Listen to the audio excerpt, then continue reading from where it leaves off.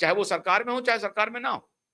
सबको, सब व्यक्ति, हर व्यक्ति न्याय के सामने समान है और सबके लिए न्याय समान है। क्या इस फिलॉसफी को भारतीय जनता पार्टी नहीं मानती? तो फिर इस तरह की अनर्गल बात क्यों टेलीविजन पे कर रहे थे कल? डिफेंसिव क्यों थे आप? आपको ये कहना चाहिए था कि भाई देखिए, उनको हेलमेट किसने मुहैया कराई और कह रहे हैं कि पत्थरबाजी हुई है।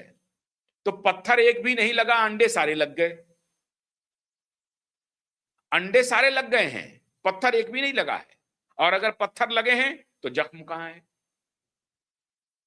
मेडिकल होगा उनका। क्या मेडिकल जांच हुई अभिषेक बनर्जी की? अभिषेक बनर्जी आए और बयान देना शुरू कर दिए कि मैं तो अदालत जाऊंगा, केस करूंगा, छोड़ूंगा नहीं। उनको जरूर जाना चाहिए। अभिषेक बनर्जी को एफआईआर करवानी चाहिए। अभी तक कोई एफआईआर की खबर नहीं आई है अभिषेक बनर्जी के द्वारा।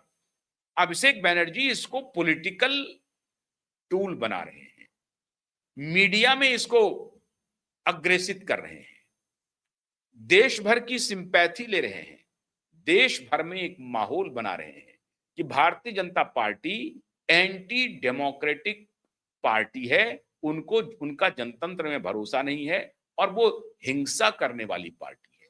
ये नैरेटिव वो स्टैब्लिश करना चाहते हैं और यही उनका अधिकार रहा है, यही तो उनका कार्य है। 300 से अधिक कार्यकर्ताओं की बलि दी है भारतीय जनता पार्टी ने, 300 से अधिक कार्यकर्ताओं की।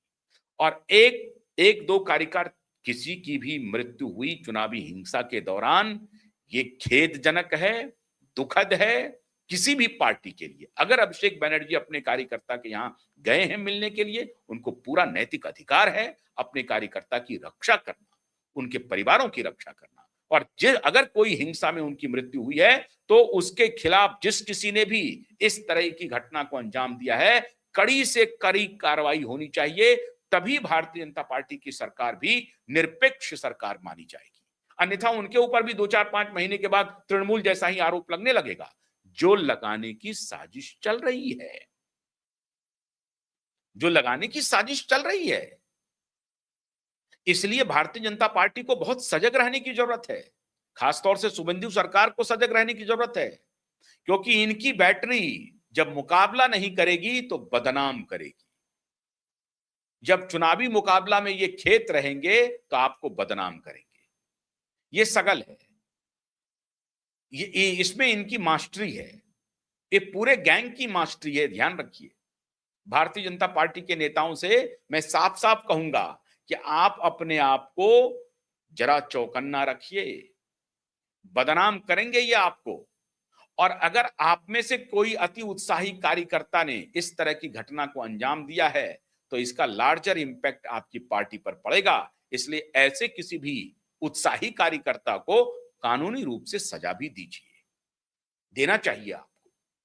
अगर भारतीय जनता पार्टी का कोई कार्यकर्ता स्पष्ट जांच में आता है तो उसके खिलाफ कड़ी कार्रवाई होनी चाहिए, कहीं से भी कोई मोहब्बत नहीं बरतनी चाहिए, क्योंकि after all democracy should prevail.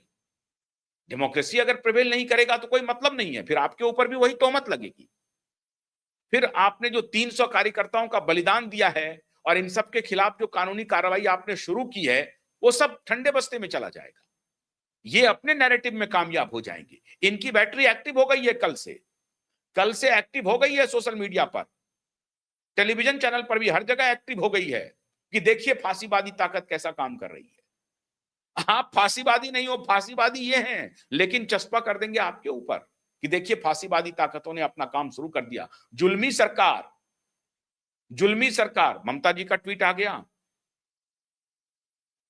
और श्रीमती महुआ मोइत्रा का भी ट्वीट आ गया लंदन से। दूसरा पक्ष मित्रों ये है, इसके ऊपर मैं अलग से डिटेल वीडियो अभी थोड़ी देर के बाद बनाऊंगा कि महुआ मोइत्रा लंदन में डीएमके के नेता के साथ क्या कर रहे हैं। इस पर विस्तार से एक वीडियो बनाऊंगा अभी।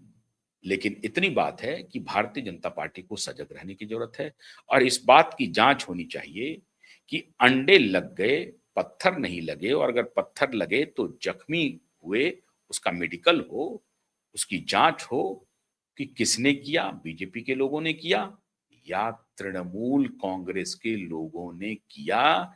ये स्टेज मैनेज किया गया, ये ड्रामा किया गया, सिंपैथी गेन करने के लिए किया गया और अदालत को आने वाले दिनों में गुमराह करने के लिए किया गया। इस सब की जांच होनी चाहिए।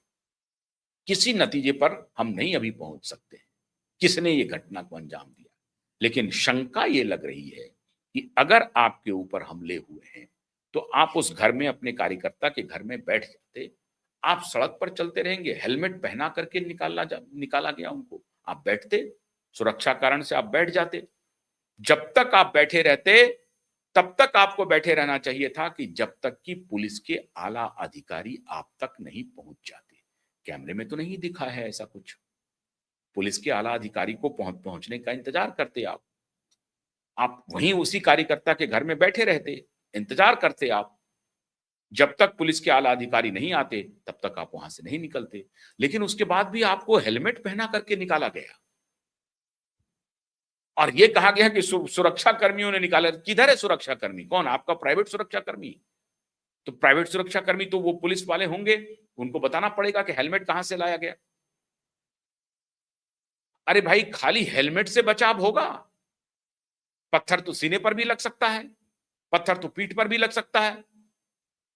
तो हेलमेट को खाली बचाव, सिर्फ सर को बचाने की से बात बन जाएगी क्या? ये कौन सा तरीका है? इसलिए ये सभी जांच के घेरे में है और अगर इस पर जांच नहीं होती है तो फिर मान लीजिए कि फिर ढाक के तीन पात हो जाएगा। ये जांच का विषय है कि क्या ये स्टेज मैनेज किया गया है या ये जनता का स्वतः स्फूर्त गुस्सा है या बीजेपी के कार्यकर्ताओं ने इसको अंजाम दिया है। तीनों की जांच होनी चाहिए, तीनों एंगल से जांच होनी चाहिए। शक शंका पैदा हो रही है, अंडे लगे, पत्थर अगर लगे हैं तो उसके जख्म के निशान होंगे, वो दिखाए जाने चाहिए। हेलमेट ही क्यों पहनाया गया? और अगर बलवा हो रहा है, बाहर उग्र भीड़ है, चोर चोर का नारा कह रही है, तो आप किसी घर में बैठ करके इंतजार करेंगे, पुलिस को बुलाएंगे। आपके फोन कॉल पर कौन पुलिस नहीं आ सकता है? पुलिस को बुलाएंगे, कहिए मुझे घेर लिया गया है, मेरी जान खतरे में है।